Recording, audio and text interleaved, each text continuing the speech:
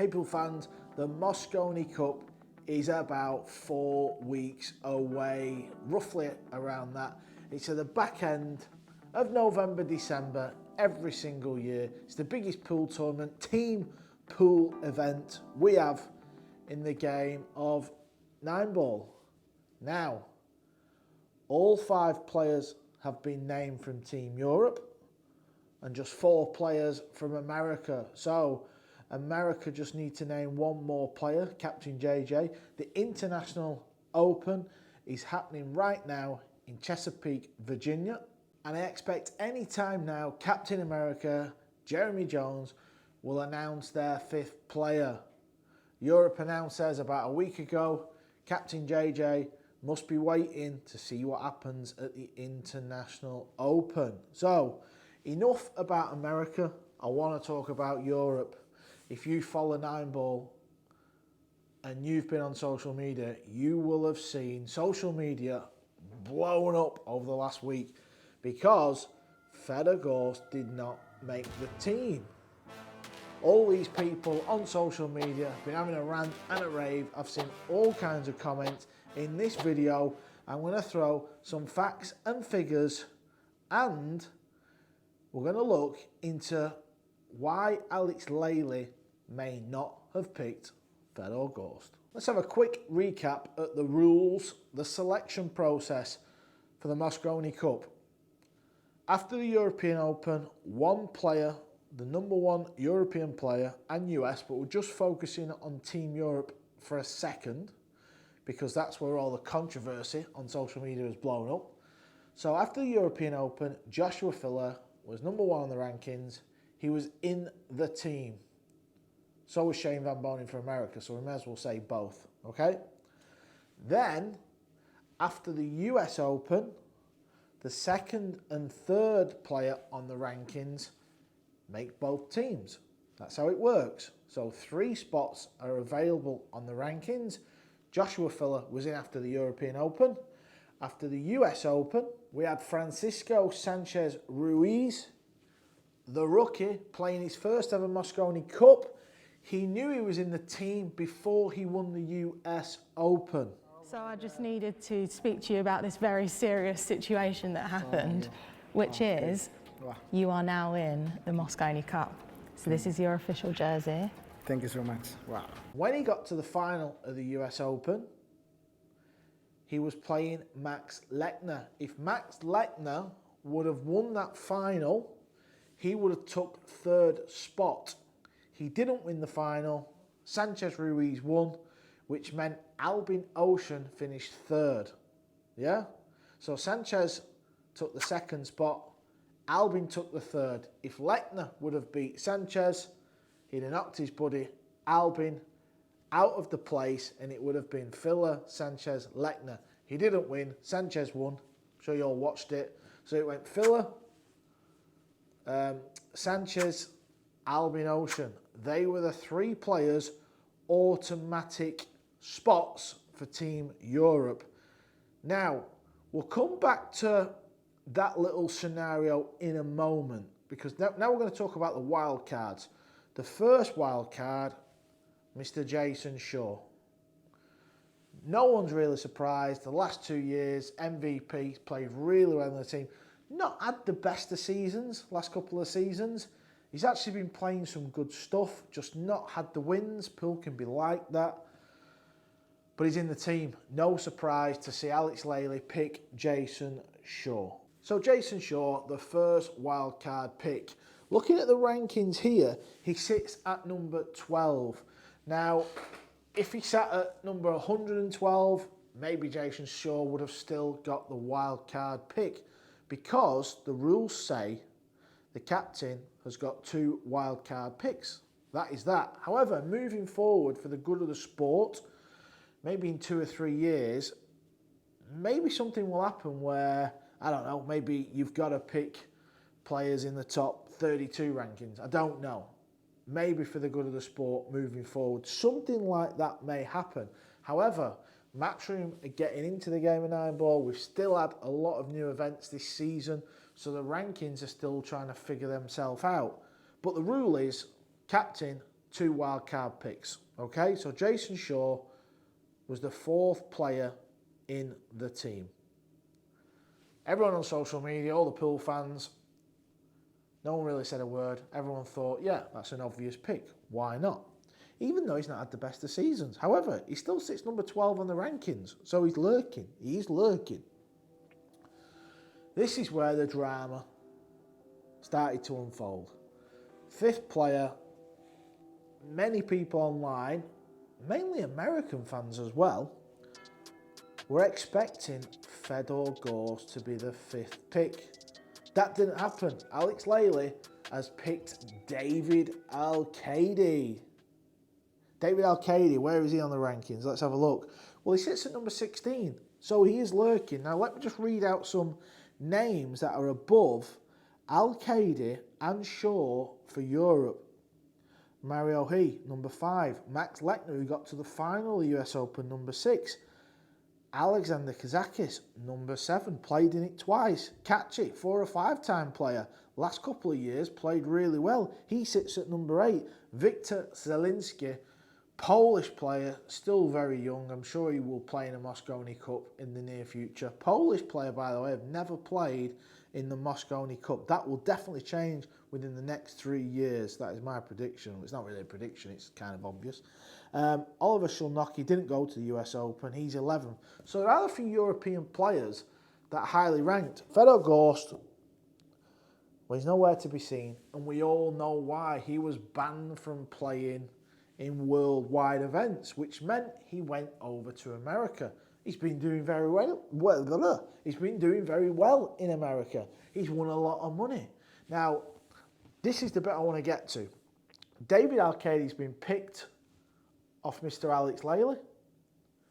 I think the large part of his pick is because Sanchez Ruiz is playing his first ever Mosconi Cup and he's a rookie. Doesn't matter whether you won US Open, World Nine Ball Championships, loads of tournaments in pool rooms.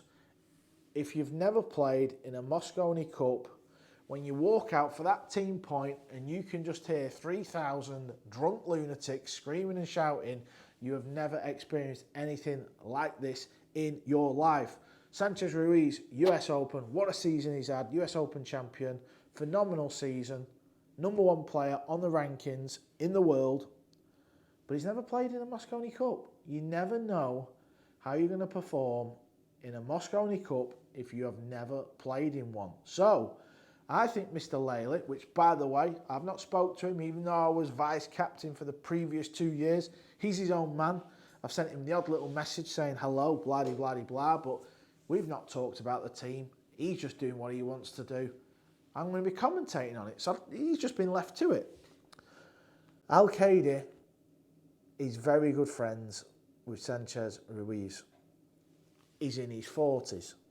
He's the oldest player in the team. Last year in the team, he had a calming influence. He sort of come into his own. He used his experience, years of experience. So I think it's a great pick. I really do. Listen, I'm a big fan of Fedor GORST's game, and I know Alex Lely is a big fan of Fedor GORST's game. But Fedor GORST would be a little bit like Sanchez. He would be a rookie. I know he's played in the Mosconi Cup, but he played in the Mosconi Cup with no crowd. It was the COVID Mosconi Cup. It was weird. There was no crowd. So going to Vegas with 3,000 fans and American fans, it's going to be loud. It's going to be daunting. You would be a brave captain to pick another rookie. Could you have 2 rookies in the team? Could you pick a rookie? So what would be interesting is this. If Max Lechner would have beat Sanchez in the final, it would have been Filler, Sanchez, Lechner. Albin wouldn't have finished 3rd, so you would have thought Mr. Lely would have picked Shaw and Albin in any order. So Fedor GORST would still miss out. Would the whole of the social media world be blowing up if that was the scenario? Now, I just want to pull up the AZ Billiards money list, because the amount of comments I have seen online, yeah, saying that GORST is the #1 player in the world, he's the #1 earner, blah, de, blah, de, blah, okay? Now, I'm not saying he's not the #1 player in the world. Let me just get this up. He may well be the #1 player in the world, but we've got to be a little bit careful. I'm just pulling up Fedor GORST's money. He's won $240,000 US this season. So he's having a good season.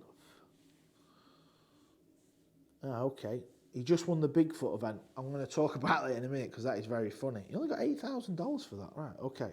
So on this list, which I will put a picture up for you to see, Frost versus GORST, one pocket, $20,000. There's another one in there somewhere. Where are we? GORST versus Biardo, $15,000. So that's $35,000 that has been added onto the AZ Billiards money list.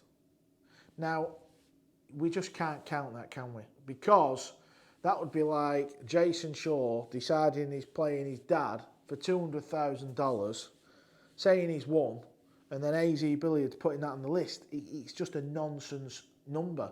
It's a cash game. It's an arranged money game. You can't be putting it on a ranking. Well, they can put it on their ranking, but this is not an official ranking. So what I'm getting is all the people online that are saying he's the #1 on the money list, well, he isn't.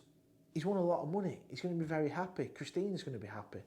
You know, he's had a good season, which could have been a bad season, because obviously he's been unfortunate because he's not been allowed to play. But you see where I'm going with this. Also, the other thing is, we've got one pocket matches. We've got bar box 8-ball matches. Pool fans, we've got to be careful. We've got to try and push it towards 9-ball. Where do we go with it next? Do we put a Chinese 8-ball player in, or not a Chinese person, obviously, but someone who's done well in a Chinese 8-ball event? Let's say if Mick Hill goes and wins the Chinese 8-ball World Championships and he wins $500,000, is he in the 9-ball European Mosconi Cup team? No, so we've got to be a bit careful. Now, let's just go back to Layle's pick. Last pick, David Alcaide. David Alcaide is going to have a lot of pressure on him in Vegas because the US crowd are going to be all about Fedor GORST. GORSTgate has kicked off. He's got a lot of fans in America. He spent the full year there and he has done tremendous. Class player. No one is disputing this. So I think David Alcaide is going to have to really show up to this year's Mosconi Cup, because in 2019, the last time it was in Las Vegas, the US fans really brought it. It was the loudest I have ever heard in Vegas. So if the fans are clever, they could start to get into the European players' minds a little bit. It could be fun and games. Quick recap. Filler #1 after the European Open. Second was Sanchez at the US Open. But this was before he won the US Open. He knew he was guaranteed in. He then went on to win the US Open, beating Max Lechner. If Max Lechner would have won, he'd have took third spot. He would have knocked Albin out. I then believe Alex Laley would have picked Albin and Shaw as the 2 wildcards. Would the internet have blown up the same about GORSTgate if that would have happened? It didn't happen, I know. However, Albin took the 3rd spot. Alex Laley picked Shaw. And then he picked David Alcaide. He purely picked David Alcaide because Sanchez Ruiz is a rookie playing his first Mosconi Cup. They won the World Cup of Pool this year. I have no doubt in my mind they will play the first doubles match. Maybe not the exact first, but they will play. Sanchez Ruiz will not play doubles with somebody else first in this year's Mosconi Cup. I'm convinced he will play his first doubles point with David Alcaide, someone who can rub his leg, stroke his shoulder, play with his hair, make him feel comfortable because they're like brothers. So, all these comments I've seen online, just think about what you're saying. Three players off the rankings, straight in, 2 wildcards, pretty much anyone you can pick, but you do have to bear in mind we're playing 9-ball. Let me know in the comments, would you have picked GORST? Would you have picked Alcaide? Would you have picked Shaw? Who would you have picked? Let me know. Don't forget to subscribe and like the video. Until next time.